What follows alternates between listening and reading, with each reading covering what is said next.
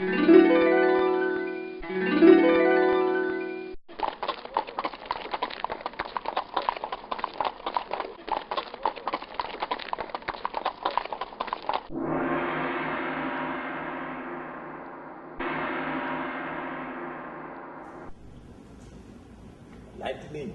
at TamarindArt, New York.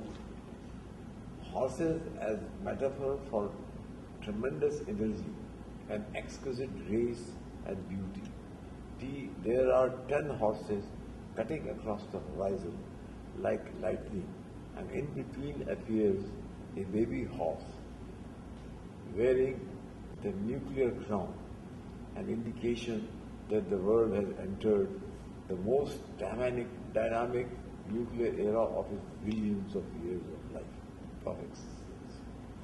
Here and there on the canvas, a few images of industry, agricultural progress and family planning are inserted. The bold black brushstrokes are like calligraphic form. In a way, these black strokes become a writing on the wall the world should take a note of. Okay. Thank you. Writing on the wall? Yes, writing on the wall.